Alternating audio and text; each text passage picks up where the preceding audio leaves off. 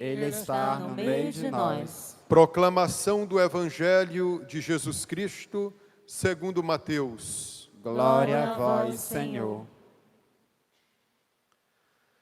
Naquele tempo, disse Jesus a seus discípulos: O reino dos céus é como um tesouro escondido no campo. Um homem o encontra e o mantém escondido. Cheio de alegria, ele vai, vende todos os seus bens e compra aquele campo. O reino dos céus também é como um comprador que procura pérolas preciosas. Quando encontra uma pérola de grande valor, ele vai, vende todos os seus bens e compra aquela pérola. O reino dos céus é ainda como uma rede lançada ao mar e que apanha peixes de todo tipo.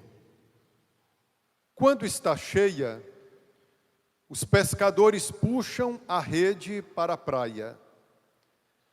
Sentam-se e recolhem os peixes bons em cestos e jogam fora os que não prestam. Assim acontecerá no fim dos tempos. Os anjos virão para separar os homens maus dos que são justos e lançarão os maus na fornalha de fogo. E aí haverá choro e ranger de dentes. Compreendestes tudo isso? Eles responderam, sim. Então Jesus acrescentou, assim, pois, todo mestre da lei que se torna discípulo do reino dos céus é como um pai de família que tira do seu tesouro coisas novas e velhas. Palavra da salvação. Glória a vós, Senhor. Nossa Senhora de Nazaré, louvado seja nosso Senhor Jesus Cristo.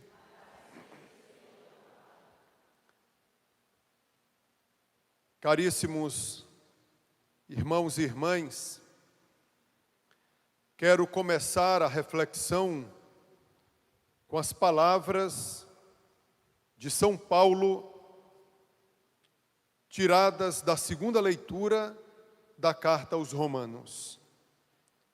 São Paulo dizia assim: sabemos que tudo contribui para o bem daqueles que amam a Deus, daqueles que são chamados para a salvação de acordo com o projeto de Deus.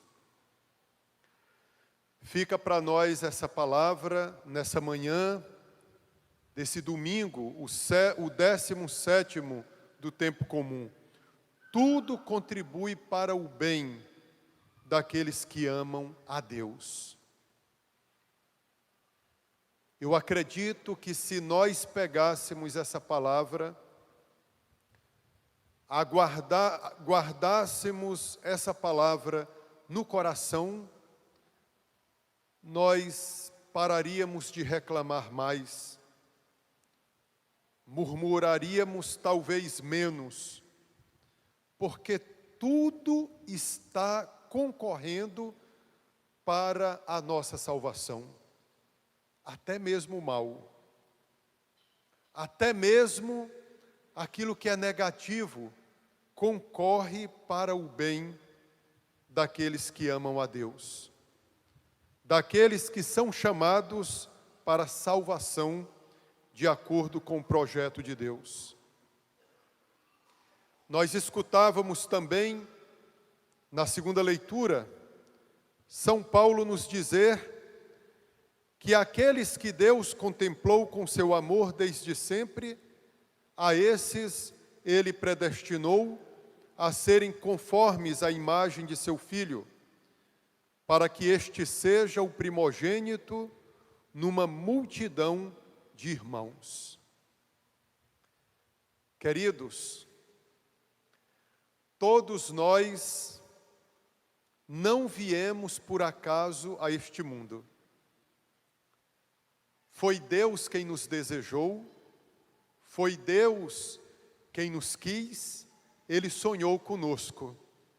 Ninguém veio por acaso a esse mundo, ninguém veio do nada, viemos de um projeto amoroso de Deus.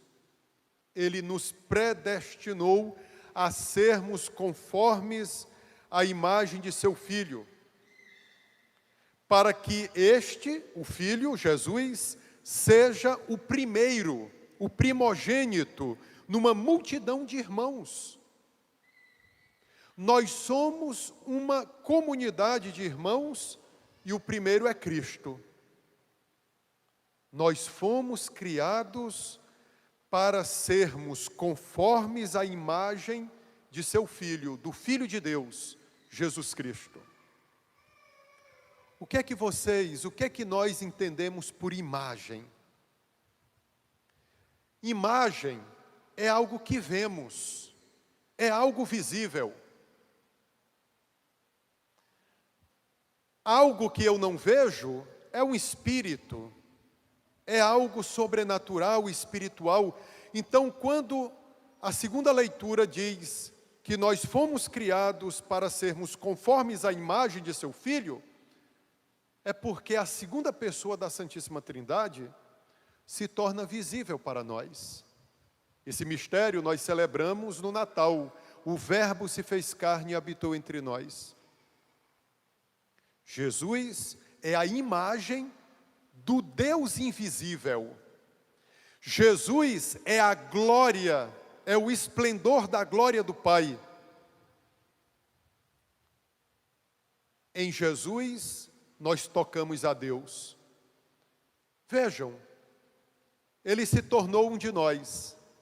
Nós aqui também temos um corpo. Por isso que é muito importante o corpo de um santo. Deus, Ele quer agir nesse corpo. Vejam que os sacramentos da igreja são destinados a esse corpo que nós temos. Ele é ungido, ele é banhado no batismo, ele é alimentado pela Eucaristia, ele é templo do Espírito Santo, ele não pode ser reduzido à imoralidade. Queridos, pois esse corpo aí é para ser conforme a imagem do Filho de Deus, Jesus Cristo. Vejam que na nossa igreja matriz, nós temos a alegria de vermos as imagens dos santos. Essas imagens, elas reproduzem o corpo que os santos tiveram aqui na terra. Eles foram criados para serem conformes à imagem de Jesus, não só na alma, não só no espírito, mas no corpo também. O corpo e a alma formam uma unidade. Queridos irmãos, portanto, nós temos passos para percorrermos antes de alcançarmos a glória celeste. Como diz São Paulo na segunda leitura. Escutem, no versículo 30. Aqueles que Deus predestinou, também os chamou. E aos que chamou, também os tornou justos. E aos que tornou justos, também os glorificou. Prestaram atenção, notaram que há um processo. Primeiro, Deus nos predestina. Antes que nascêssemos, Deus havia pensado em nós. Ele nos predestinou. Ele nos chamou. Todos nós somos chamados por Ele a essa vida. A palavra vocação significa chamado. Então, todos nós aqui somos vocacionados. Todos nós temos uma vocação, porque Deus nos chamou. Ele nos chamou para a santidade. O que é a santidade? É a vida com Ele, que começa desde já. E aos que chamou, também os tornou justos. Deus nos chama, e vindo a esse mundo, pelo seu chamado, nós somos também justificados. E aos que tornou justos, também os glorificou. Esses aqui, que vocês veem, representados nas imagens, também foram predestinados, chamados, justificados e glorificados. Nós ainda não fomos glorificados, mas já fomos chamados. Deus está nos justificando e Ele também há de nos glorificar. Por isso que eu digo que o primeiro a exaltar os santos é Deus. É Deus o primeiro a glorificar os santos. E nós nos alegramos quando um membro da nossa igreja é exaltado. E nós, como tantas vezes tenho dito a vocês, nós também nos beneficiamos quando um membro da igreja é exaltado. Queridos irmãos e irmãs, portanto, nesta caminhada para o céu, nós vamos em busca do tesouro escondido. Nós ouvíamos no Evangelho Jesus dizer aos seus discípulos: o reino dos céus é como um tesouro escondido no campo. Um homem o encontra e o mantém escondido. Cheio de alegria, ele vai, vende todos os seus bens e compra aquele campo. O que lembra o reino para nós? O reino lembra várias pessoas. Um coletivo, um conjunto de pessoas. O profeta Ezequiel diz que a ciência do Senhor vai inundar a terra como as águas inundam o mar. Quem dera, queridos irmãos, que entre nós houvesse essa busca, essa procura pelo tesouro escondido. Deus, Ele nos chama na sua graça. Mas como dizia Santo Tomás de Aquino, Deus, embora nos crie sozinho, mas Ele não nos salva sozinho. Ele também quer a nossa colaboração. Nessa história da salvação, nesse chamado ao qual Deus nos fez, nós somos também protagonistas da nossa salvação. Nós também somos responsáveis pela nossa salvação. Às vezes a gente quer deixar tudo só com Deus. É Deus que tem que fazer tudo e eu nada. Eu só fico esperando. Venha a mim ao meu reino. Cadê a minha contrapartida? Cadê a minha colaboração? E quantas pessoas pensam assim? Eu não preciso de igreja, eu não preciso rezar. Deus, Ele salva a todos. Eu não preciso me esforçar para a salvação. E não é isso que a palavra de Deus nos ensina. Se não produzir fruto, será cortado e lançado fora. O Senhor nos confiou um talento. E esse talento tem que ser multiplicado. E Deus dará muito mais àquele que não escondeu o talento, mas o multiplicou. O reino dos céus é como um tesouro escondido no campo. Um homem o encontra e o mantém escondido. Cheio de alegria, ele vai e vende todos os seus bens e compra aquele campo. Estão vendo o esforço desse homem? Vejam que uma parábola de Jesus nunca deve ser entendida ao pé da letra. Como assim? Digamos assim, que entre nós, se nós aqui encontrássemos um tesouro, o que é que nós faríamos? Imediatamente, nós pegaríamos esse tesouro e levaríamos para casa, não deixaríamos em um campo, porque outra pessoa poderia encontrar. Não, por isso que eu dizia para vocês que a parábola de Jesus não pode ser entendida ao pé da letra. Esse homem encontra um tesouro e o esconde num campo. Ele vai com alegria, vende todos os seus bens e compra aquele campo. Queridos, como é necessário isso? Nós aqui, para não perdermos Deus, nós temos que escondê-lo. Em qual sentido? Se eu não for vigilante na minha vida cristã, espiritual, eu vou perder a graça que Deus me deu. Aquele homem esconde o tesouro, que é Cristo.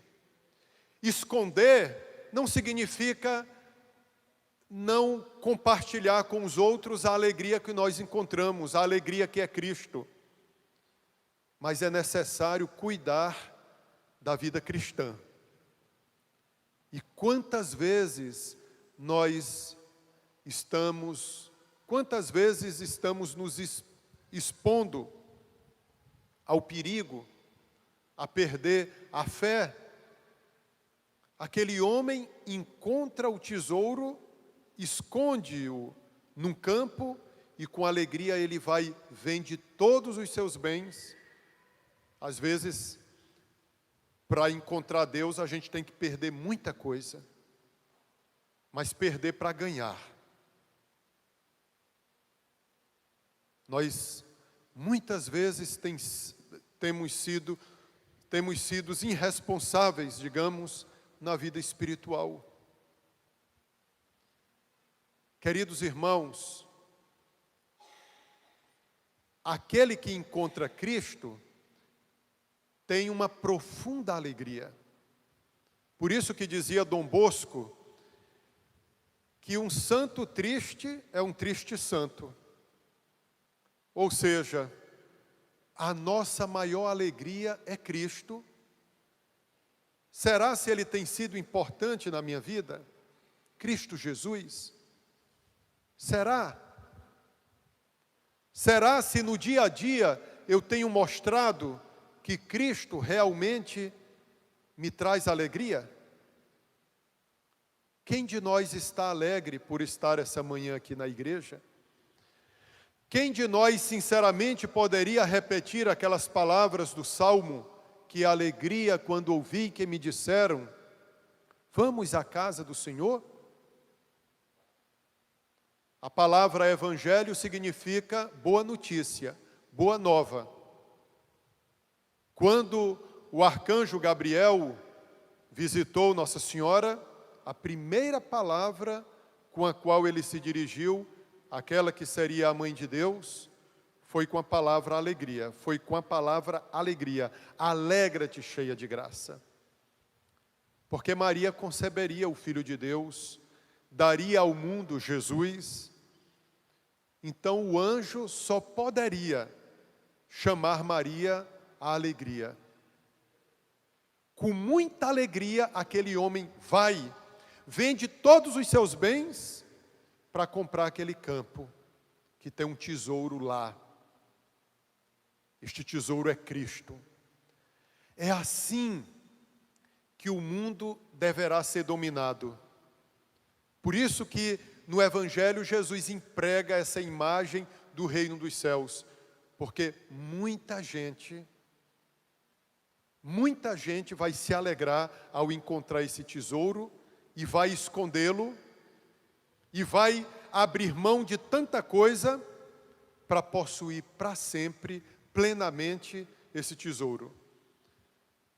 Tem pessoas que chegam e dizem, padre, mas é santo demais. Meus irmãos, é o reino dos céus, ainda é pouco. Todos os dias a igreja celebra um membro desse reino que se comportou como esse homem, que com alegria vendeu todos os seus bens para comprar aquele campo onde havia um tesouro. Todos os dias a igreja celebra alguém que também encontrou a grande pérola, a pérola mais preciosa, e esta pessoa vendeu todos os seus bens para comprar aquela pérola. É o reino dos céus. Jesus não quer ser santo sozinho. Jesus quer que os homens e mulheres que Ele chamou participem também da sua santidade. Só Ele é santo, mas nós somos santos nele. Só Ele é santo no sentido de que só Ele pode nos dar a santidade. Se queremos ser santos, temos que ser membros de Cristo na sua igreja. Quando nós dizemos que só Deus é santo, não estamos querendo afirmar que não existem santos. Precisamos entender que nós e Cristo formamos uma só coisa. Cristo não é separado de nós e nós não estamos divorciados dele. Por isso que ele é chamado nas Escrituras de a cabeça e nós os membros. E Santo Agostinho, num arrobo de inteligência, disse, olha, Cristo e nós formamos o Cristo total. Somos santos nele. Queridos irmãos, e continuava Jesus no evangelho que ouvíamos, o reino dos céus é ainda como uma rede lançada ao mar e que apanha peixes de todo tipo. Quando está cheia, os pescadores puxam a rede para a praia, sentam-se e recolhem os peixes bons em cestos e jogam fora os que não prestam. Assim acontecerá no fim dos tempos. Os anjos virão para separar os homens maus dos que são justos e lançarão os maus na fornalha de fogo, e aí haverá choro e ranger de dentes. Queridos irmãos, peçamos a Deus, nessa Eucaristia, sabedoria, para não desperdiçarmos o dom que Ele nos confiou. Vocês escutaram bem a primeira leitura do livro de Reis, do primeiro livro de Reis.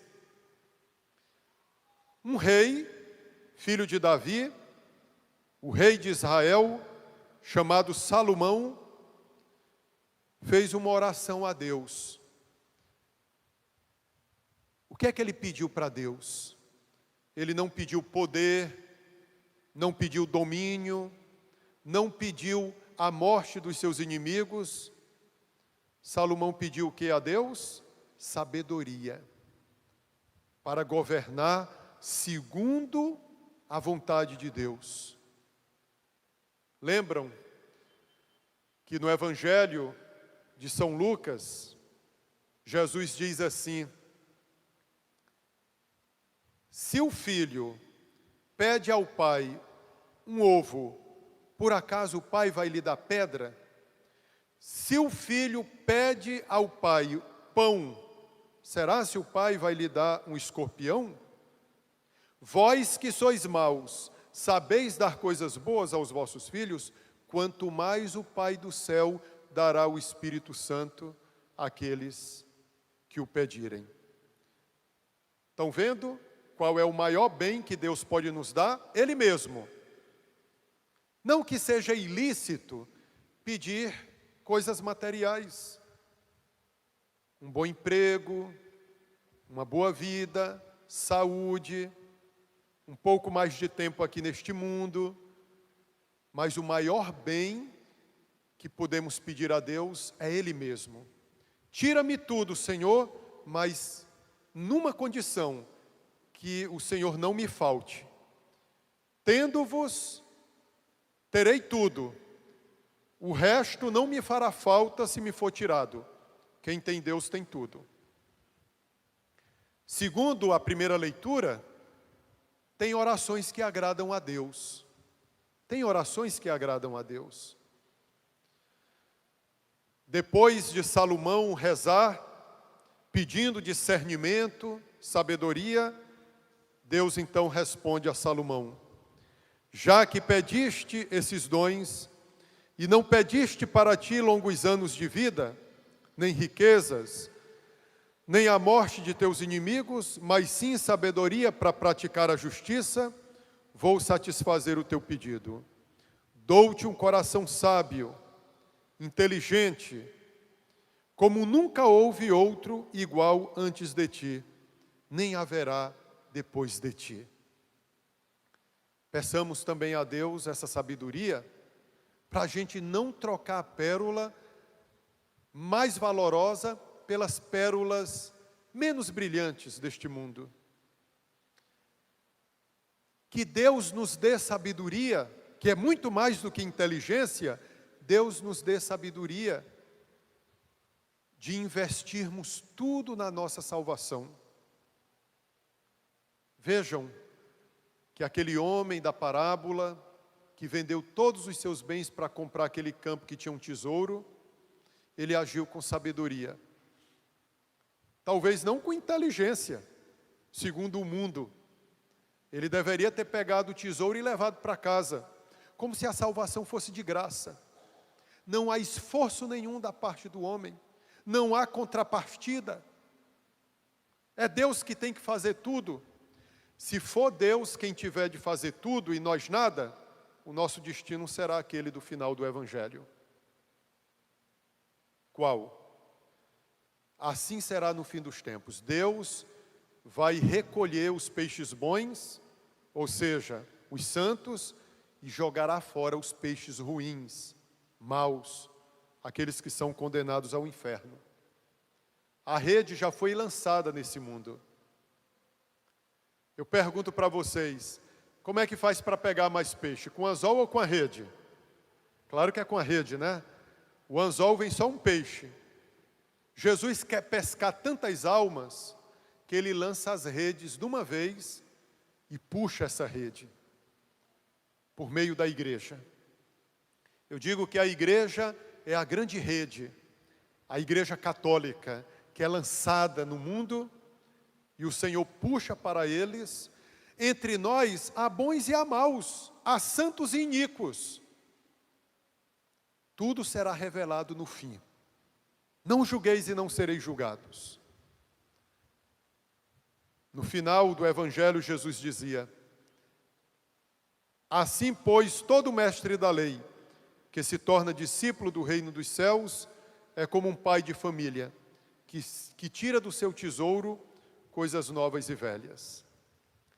Eu vou recorrer à autoridade do Papa São Gregório Magno, que explicava essas últimas palavras do Evangelho.